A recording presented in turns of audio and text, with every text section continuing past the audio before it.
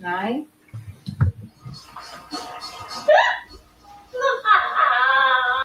I'm sorry.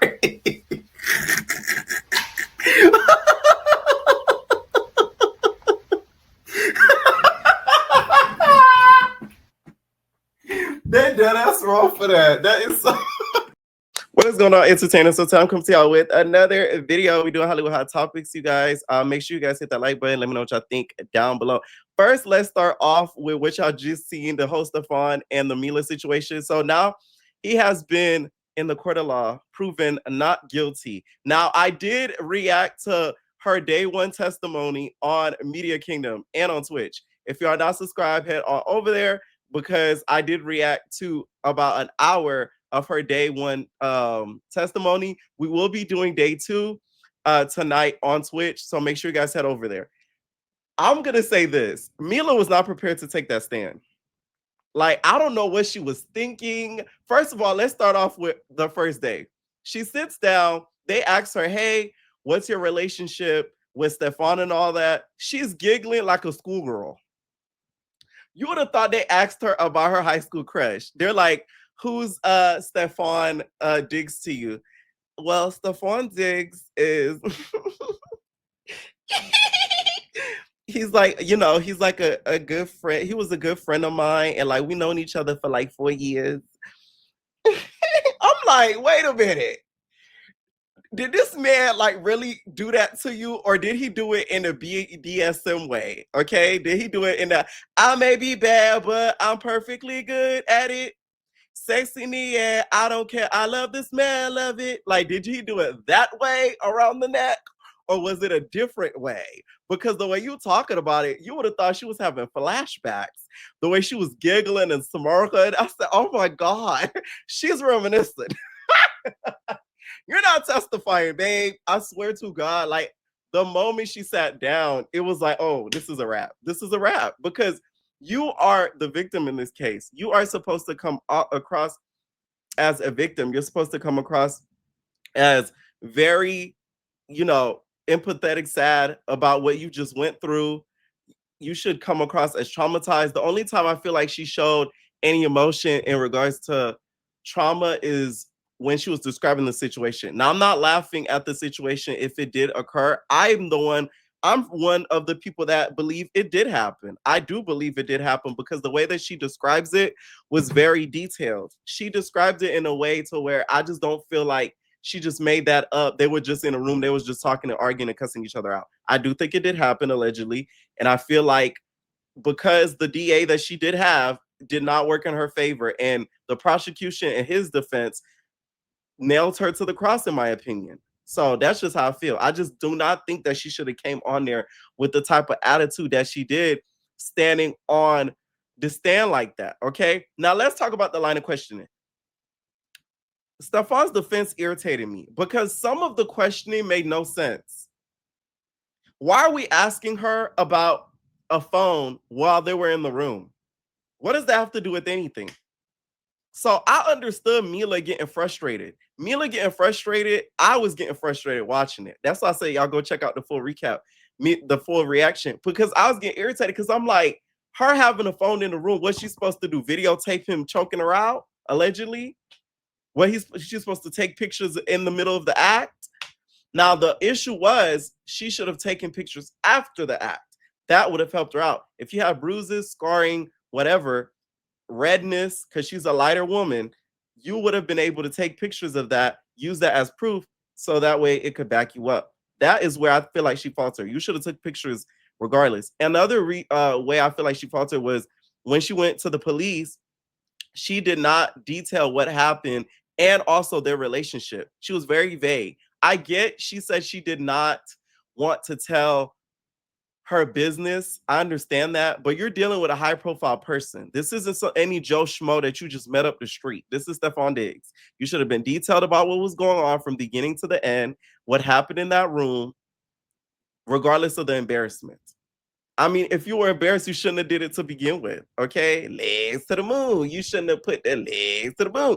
You put legs to the moon. Okay. Now let's talk about the Cupid shuffle. I don't care what nobody say. That was ridiculous. That was ridiculous. What's the point in putting that in there? Like, to me, what does that show? What does that show? Because I feel like this. A lot of people deal with trauma differently. So if she's laughing a little bit after and doing her a little bit of that after something like that happened, and that's like saying somebody after somebody passes away, they can never smile again for the rest of their life. Like, come on now. Like, people grieve and deal with trauma and things differently. Okay.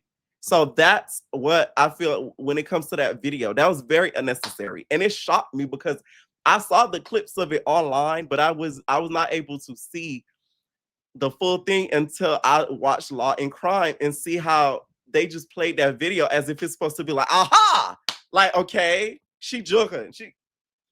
And what does that show? Now, the judge to me was extremely biased. Extremely biased. You can tell she was not believing anything Mila was stating. Now, Mila didn't do herself any favors because she could not answer any question coherently. She could not articulate a full sentence without saying, say what? Say that again? You know what I'm saying? She's stuttering over her words. She can't give a yes or no. But in Mila's defense, I feel like there's certain questioning that I feel like it couldn't be a yes or no. For instance, the text messages. Why did you delete such and such text messages? The prosecution asked her, right? I'm going to say why I deleted it. I can't just say yes or no if I deleted it. I'm going to say, yes, I deleted it. But the reason why I deleted it was due to such and such, such and such. I feel like I have the right to do that and defend myself. That to me is the issue. She, I feel like, wasn't given the right to defend herself. And that is how a lot of court cases go. You can't just be going on tangents. Another thing is her DA, which is a DA, so it's the district attorney. Like, I don't know what she expected to come from that, to be honest. You get what I'm saying? Like, Drew did her no favors because Drew should have spoken up a lot more. It should have been objection, Your Honor. Objection, Your Honor. It just kept going. It just kept going. The line of questioning from the prosecution with some of the things that were asked of her. For instance, Shy. Her being cool and friends with Shy. What the hell does that have to do with anything? There's just some question I just felt like was so unnecessary watching. I'm like, what? How does this prove anything what happened that day? The Shy situation was really annoying. It made no sense. And also, she looked like Raven Baxter in that car. Y'all know I gotta miss the comedy and switch out. She looked like Raven Baxter. Y'all remember when Raven Baxter she was eating a peanut butter sandwich and she was like and she started laughing the way that she does. She looked a little bit like Raven Baxter in that car. That dark video that they started off with her sitting there a little bit after and she was staying with Shy, that looked a little bit funny, didn't make any sense either. The fact that she was out of a home and was living with Shy, or Shy let her stay with her, or she went on multiple trips with Shy, that didn't make any sense either. And another thing, Mila, you should be a damn shame of yourself. I feel like a lot of this had to do with Art Basel. Really, girl? Please, you mean to tell me? Let me tell you something. Art Basil's a big to do when it comes to certain events. But I feel like it's a big to do? No, it's no shade. I feel like, in my opinion, and we were having this debate last night on Twitch. I feel like Miami Swim Week is more of an integral and a bigger weekend / days than Art Basel. That's how I feel. Art Basel, whatever. That's how I feel. That's just my opinion. But hey, she wanted to wear her outfits at Art Basel real bad. Real bad. And I feel like a lot of it, had she went to that Art Basel event, a lot of this would not have went down because that was a big thing that kept getting brought up was the Art Basel of it all. Like, wow. as if you know what I'm saying, like she was going to meet Anna Wintour and walk for her, because apparently she says on the stand, her and Cardi B planned outfits together. So they planned outfits together, and they were planning on pairing the outfits together and walking together, and doing those things. And I'm like, okay, like it's just like, I don't know. And I feel like the reason why the judge was very biased is because she could tell that Mila was full of crap, but she also could tell that Stefon's no innocent dude. So it's like she was caught between a rock and a hard place. But you, as a judge, I feel like shouldn't be showing that much bias. As much as I do think, in the grand scheme of things, he's not guilty, because it's the way that the case turned out. You could tell she was trying to get something in on him in regards to a situation, to wave over him, to get money from him, to be able to get a large sum of money. Because in a case like this, you should not be deleting text. If you're deleting text, that shows some form of guilt, especially because I love ID channel in murder cases and things like that. You shouldn't be deleting a mother thing, because that already shows a point of guilt. Because what do you have to hide? Why are you deleting things? So that in itself already made her look a little bit side eye. Okay. Also, a part of the testimony for day one that really got on my nerves was her getting interrupted by the prosecution. The prosecution, to me, although of course they have a job to do, I feel like could have heard her out and really made her look even dumber. Because there was one instance, right, where she starts talking about the deleted text situation. This is what she mentioned. She said, "Hey, I've been involved in previous DV-like relationships." You could have used that to me as a prosecutor to really nail her even more and be like, "Oh, so you've been involved in situations like this before. So you're always in the midst of these violent situations, correct?" Like, you could have really cornered her, but instead you're like, "No, no, I didn't ask yes or no. No, yes or no." I'm like, I don't know. I just feel like both sides just have some form of guilt in this, because Mila, as much as if this did happen to you, that's really tragic situation, and he had no right to choke you up and put, his hand around your neck and like allegedly do what he did. You were sleeping with the man, knowing he had something of a committed relationship, whatever that may be, whatever that is, right? You are still guilty in that. And also, I don't believe in living chefs. What the you need them to live in for? No shade. Have y'all ever heard of food prep? You put it in a bin, you put it in the fridge, straight up. When he hungry, he heat it up. You don't gotta be there 24/8.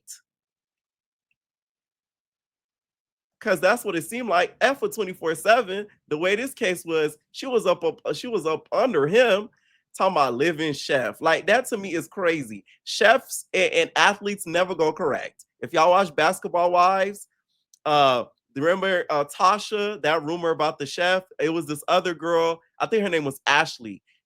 She had a rumor about the chef. Like, it's always a chef situation. Like, women that are wives of athletes, girlfriends of athletes, do not let your man have a living chef. This is a lesson learned. And I do think this is also a lesson learned to Stefon, for you to stop being such a sexual deviant. Like, you should not want to stick yo in any hole that comes across.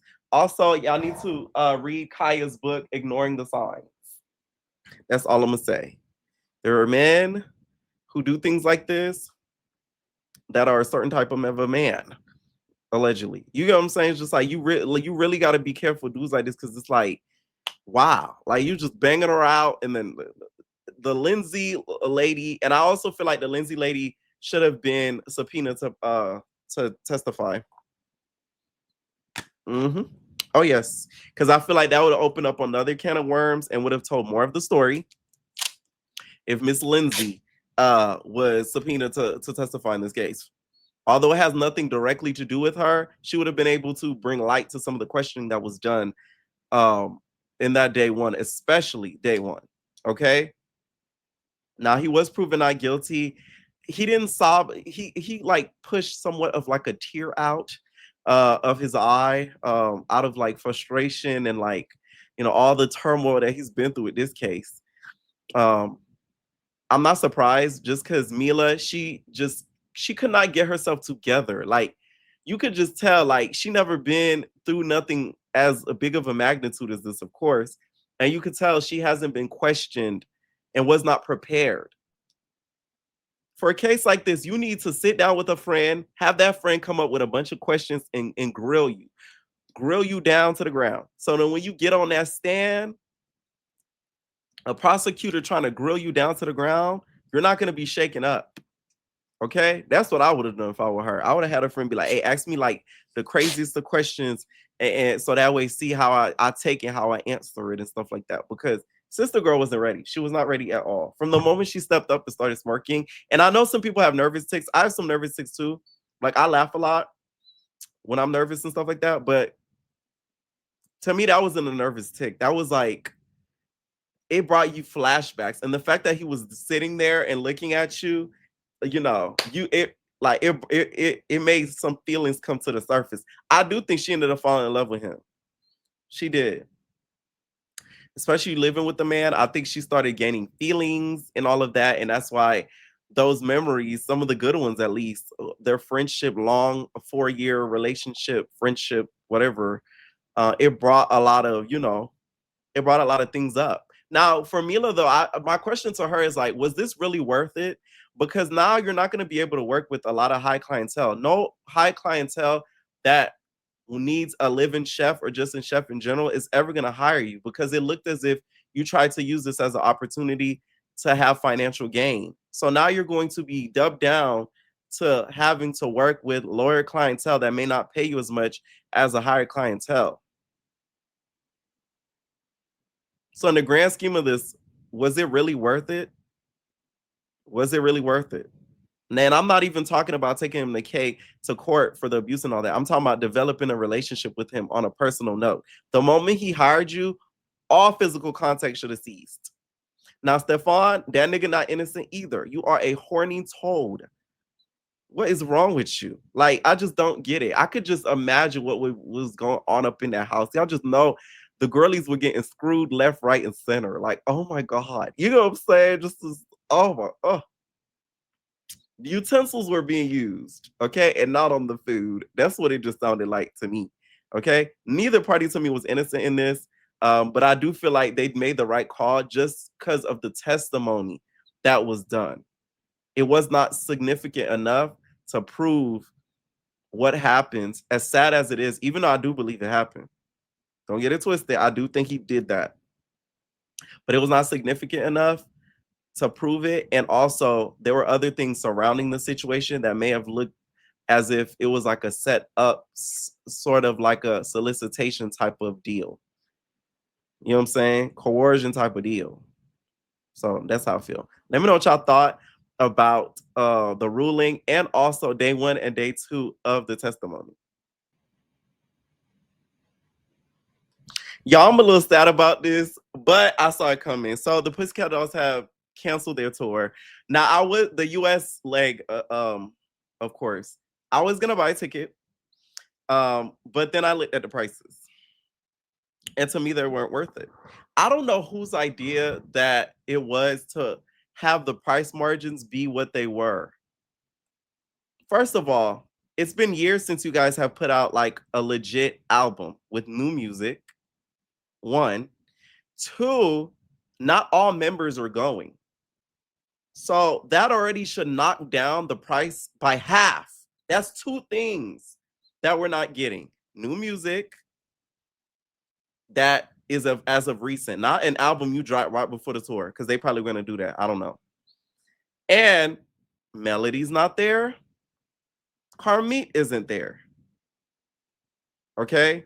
The other one's a Trumpy, so we don't acknowledge her. You know what I'm saying? So it's just like we could have had all five at least. But no, y'all gave us three, and then you guys expected to sell out. I just feel like until Nicole does right by all of the members and they all are able to come as one, they'll never be successful. Like they attempted to do this around C19 time and it did not work. And the same thing happened again. But this time it was a tour involved with it. They tried to make some sort of like a comeback around COVID time. And then after that happened, you know, C19 happened, and then also Robin ended up taking Nicole to court. So it all blew to crap. And now this time, nobody's buying it. Now, I will say one thing I respect about them is that they didn't lie for the reasoning. I respect the fact that they told the truth about why they had to cancel. They didn't just try to make it seem as if it was like irreconcilable differences or, scheduling mishaps or anything like that. They just couldn't sell. I respect that. That's better than some artists that try to make it seem like as if it's for some other reason. And whole time it's because they did not sell what they were aiming to sell. Okay. Nicole's probably, I feel like, super embarrassed because a lot of people I think were preying on her downfall. They were preying on the fact that this was not going to be successful because of that tour, of that press tour that they did, and the fact that she was not even able to answer why all of the members were not coming back. Okay. It's after a recent rash of tour cancellations in the wake of weak ticket sales. Concert industry observers were predicting that the next shoe would drop were for the PCD poor selling reunion tour. The high heel hit the floor Monday afternoon as the group announced that its U.S. outing was being called off after taking an honest look at the Northern American run. Shows in the other parts of the world would proceed as planned. Although the Dolls did not specifically cite ticket sales as the reason for buying out of the dates, there were no other excuses offered. In contrast to other recent cancellations where alternate explanations have been given for pulling the plug on arena or stadium tours with some rationals more credible than others. They said, this is what they said in the statement. We want to share an important update with you. The group social media message began. When we announced the PCD Forever Tour, we hope to bring the show to fans across the world. After taking an honest look at the Northern American tour, we made the difficult and heartbreaking decision to cancel all but one of the Northern American dates. Mind you, it's in LA, of course. All of them probably live there. Like, it's just like, I wanted to see them. I ain't gonna lie. I was low key gonna bite the bullet and buy it just so that way I could because like, y'all don't understand. If y'all did not grow up on, let me paint a picture for y'all.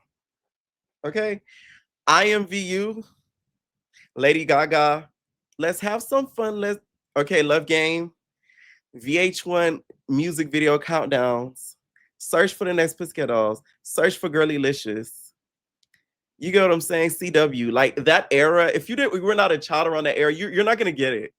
You're not gonna get it. And I was one of those kids in that era. So it's like I see it young, and I never was able to experience it. So that was gonna be like my last chance, but I ain't traveling out the world for no damn at all, especially with those ticket net sales. Okay. I do feel like they need to try one more crack at it. And this is my presentation of it, because y'all know, I'm a genius, right?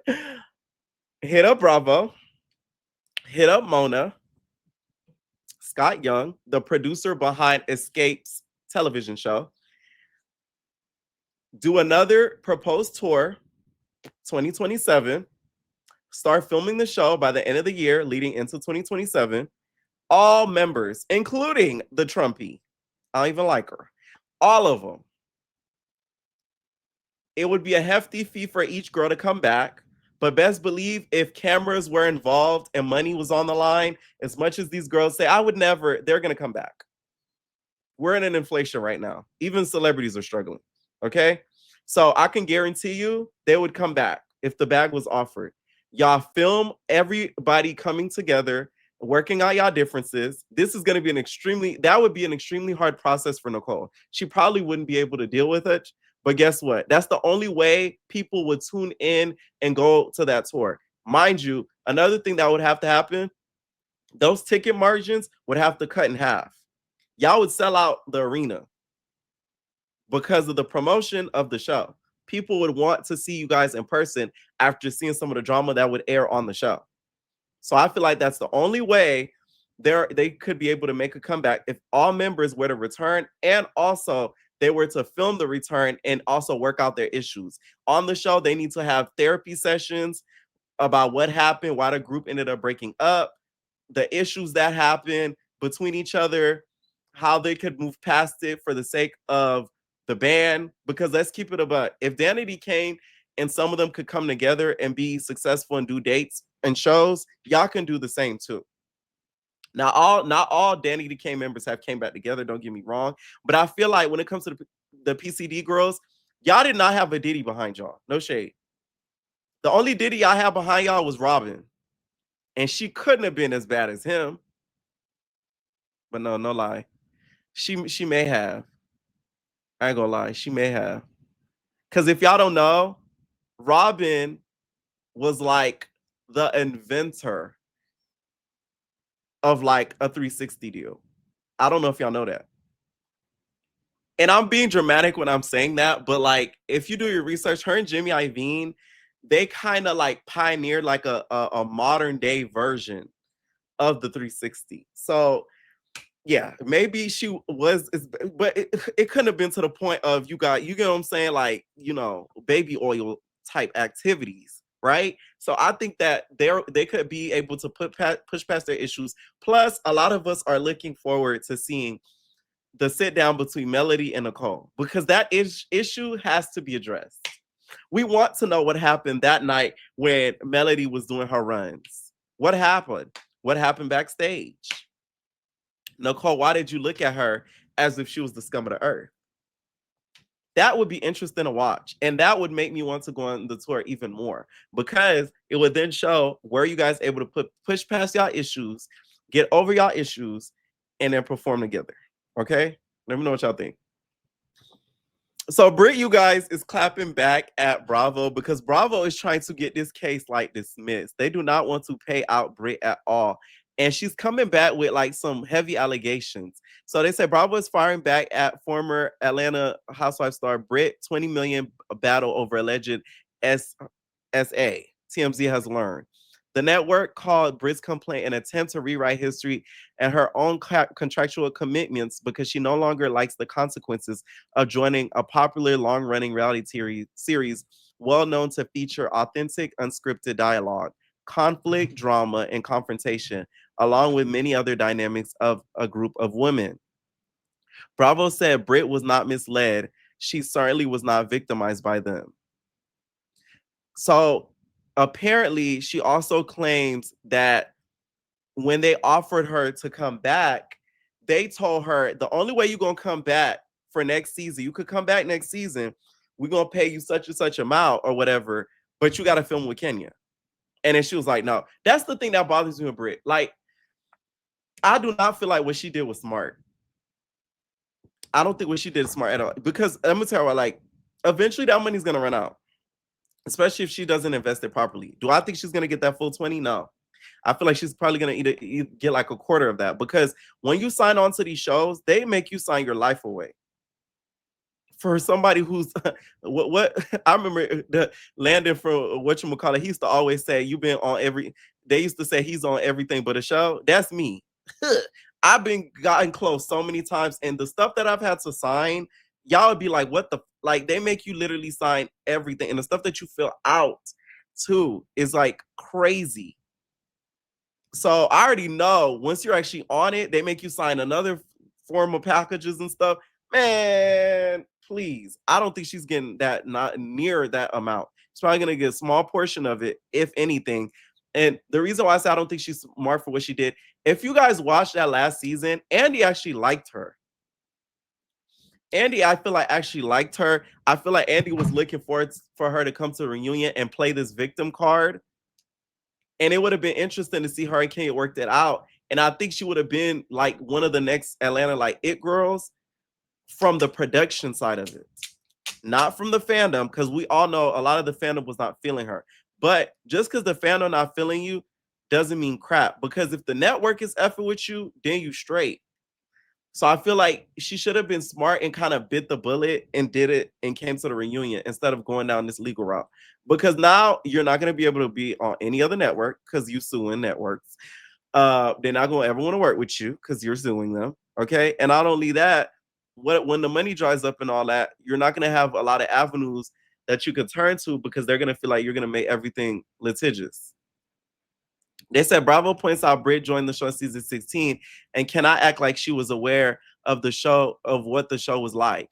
Bravo also pointed out that Kenya was suspended due to her behavior has not been asked to the show. It was also claimed that Brit was even asked to come back for season 17, but declined. The network insists it cannot be held liable for the incident with Kenya and is asking the judge to dismiss Brit's case and its entirety. Okay? I don't know. And they said Bravo said the contract Brit signed to appear on Atlanta warned her of provocative conduct or speech from other cast members, and specifically noted that production cannot involve stressful or emotionally challenging other cast members, and that production can involve stressful or emotionally challenging circumstances.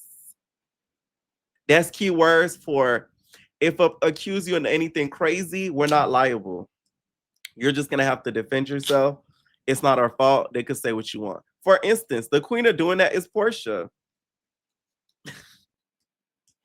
Portia's the queen of that. As much as y'all love to write Kenya for what she did, Portia does a lot of the same thing. The difference is Kenya goes a step too far, and she don't be thinking all the time. But that Portia, she told Kelly, "Oh, you're sleeping with a married man," and then next week, "Oh, you tried to finger pop me." Like, man, now you just throwing stuff out there. You get what I'm saying? So Kenya not the only one that be doing that. Y'all just don't call Portia out enough about it. That's the tea. So y'all, we are being plotted on. We are being low-key hunted on. We are heading into a depression. We're also heading into another emergency situation where we are going to have a shutdown. I'm a strong believer in this because this whole situation with this cruise ship and this virus, it does not make sense. It came out of nowhere. This is another plot for the government to keep us broken, to keep us down, to low-key kill us slowly, okay? It's really sad when I think about it because right now I feel like mentally everybody's exhausted. It's either like we're either financially exhausted, we're socially exhausted, we're exhausted by media, or a combination of all three. And it's tiring. Every day is something new. And I blame the orange man. I don't care what nobody says. I don't care what your political belief is. I don't feel like anybody in their right mind who has logical thinking skills could really sit up here and say, this is not the cause of Trump. Like, you just cannot say that.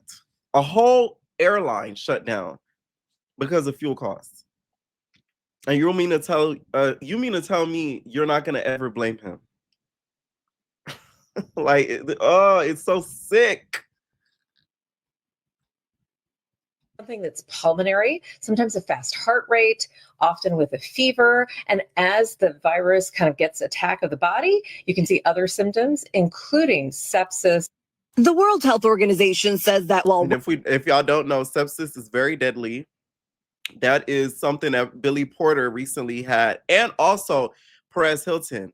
I don't know if you guys follow Perez Hilton. Perez Hilton got sepsis like a month or so ago, and like he was bedridden, like hospitalized, to the point where he started following a spiritual journey because he felt like he saw God once he was hospitalized. So sepsis is nothing to play about.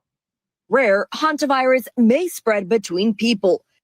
The ship is currently docked in the Atlantic Ocean off the coast of West Africa, and the operating company says passengers, including the two still on board believed to have the virus, have not been allowed to get off the boat. Adding in a statement, disembarkation and medical screening of all passengers require coordination with local health authorities, and we're in close consultation with them. South Africa's health ministry says the ship took off from southern Argentina about 3 weeks ago with 150 tourists on board, making multiple stops along the Atlantic Ocean between South America and Africa. I was kind of shocked considering I had just been on it. So Rachel Harvey was a passenger on the same ship in December. It's a top of the line ship as far as I'm concerned. Here I was, never been on a cruise and wanted to go one soon. Not anymore. I'm telling you, God does everything for a reason. My God. Because my sister went over recently. I'm like, I've never been on a cruise. I want to go. Nah, I'm just going down to the beach. I thought it was pristine. And the State Department saying this morning that the administration is this morning. I just feel like if I was on a cruise ship like this and something like that would happen, the moment that I see land, I would jump. I would jump. The moment I see land, I would jump. And I feel like if people that do not have the virus, right? If they feel the need to jump, they should be allowed to jump. I don't feel like they should be prevented from jumping. That's only fair. Okay? That's only freaking fair. Because I would. This is like a newer version of Titanic if we really want to look at it. If this comes to the US and we're put in a situation like this to me would be like the final straw, and something got to give, because it's like we're already going through enough. The last thing we need is an illness on top of it. Like, this is like crazy. Now, Jennifer Lewis has been calling out celebrities for attending the Met Gala because he feels as if they are supporting not only Jeff Bezos, and they're putting out the fact that they're so self-loving and self-loathing that they want to put themselves out to the masses, and they should be ashamed of themselves for doing so. I disagree with this only because this isn't something that's new. Celebrities have been doing this damn near over a decade. So what makes it different this year? Because politically we're in a different climate? No. I feel like any celebrity that attended, they have all right to do so, because that is some of their dreams, is to attend an event like this. You work towards being and getting an invite at the gala. Any of it. I had been running around all day. And then my girlfriend called and said, am I the only one? Anytime Jennifer speaks, I want her to start singing that song. I've been running all day. Remember the one she sang with I think it was Brandy or somebody else? Y'all remember that Instagram video that went viral? She like, oh, running all day with no sleep. Oh, you know what I'm saying? I just want her to bust out in it. I just feel like she's gonna bust out with a song any 2 seconds. Jennifer, they showed up anyway. Oh, I said, but see? They cut nearly 30,000 jobs. See? And gutted the Washington Post. They showed up anyway, Ooh. posturing and posing, hoping to be the most.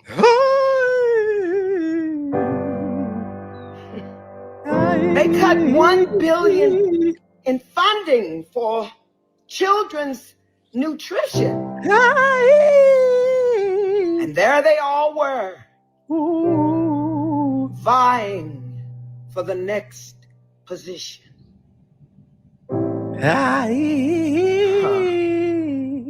We're at war. And so many people are dying. I said to my girlfriend, tell me you're lying.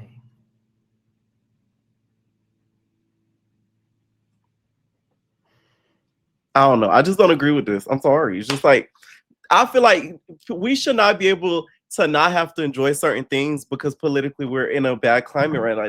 That's just not fair. That's not fair. And some of us did not ask to be put in this climate and did not vote to be in this climate. So that's not our fault. It's not. Okay. It is a little selfish, but guess what? Oh, well. Okay. The world is selfish. Speaking of the Met, EJ Johnson dropped his own recap of what he thought about the fashions, and the girls are mad, okay? I don't care what y'all say. I like EJ Johnson. I don't get, because some of you guys are very hypocritical. How could you hate EJ Johnson but love Saucy Santana?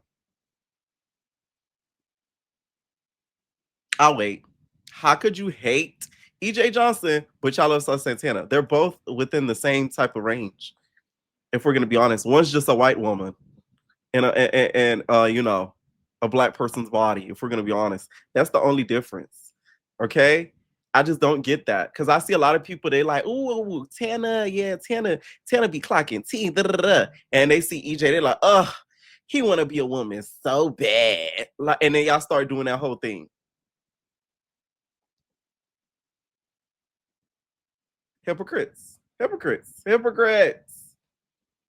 All right, so we all saw the story with Ashley Janae, who was the influencer who got unalived by her fiance. Well, he has now spoken about everything that went down. He said there are no adequate words to describe the real total devastation, emptiness, and shock I feel after losing my best friend, confidant, and fiance, Ashley Janae Robinson. As a father myself, I'm also heartbroken for Ashley's parents, Yolanda Enduras and Harry Robinson. Ashley's death is incomprehensible tragedy.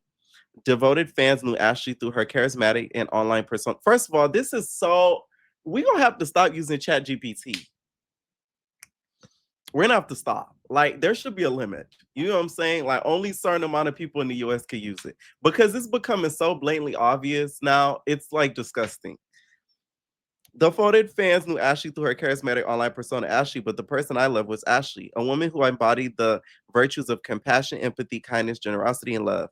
A nurturing presence, Ashley cared deeply for the people closest to her, which to my eternal gratitude included me. She fattened me up.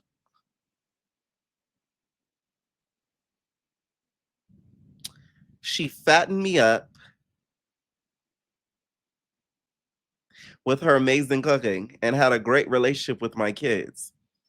Each day, we both shared both quiet moments of reflection and the many joys of being in love with each other. Ashley was a loving soul, so much so that she would call herself a lover gal, as an homage to her Trinidadian roots, in which she took great pride. What Ashley desired most was to become a mother and to raise a family together.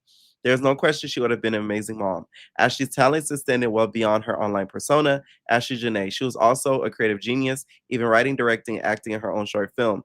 She was an incredibly talented decorator, always making sure our home reflected the current holiday or season. Hosting was second nature to her, going above and beyond for the guests that we entertained. Ashley also had an encyclopedia knowledge of music, especially her favorite band, Aerosmith. She ignored techno and dancing and was learning to be a DJ and rap too. Ashley was an angel who shined her light on everyone unfortunate to be in her presence.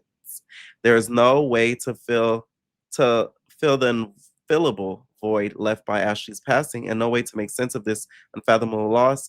All we can do is carry on Ashley's legacy of helping other people and to strive to live up to her virtues every single day. Nigga, we don't care what happened to her.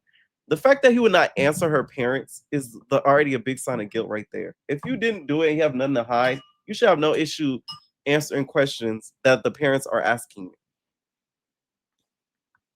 Straight up. Like, that is like such a sign of guilt. Like, you just gonna say all of those paragraphs with no answer as to why she dead. Anyways, y'all, let me know what y'all think down below. What did you guys think about Miss Mila? Not from Long Beach. Mila testimony. Okay, let me know what y'all think, and we're out, baby.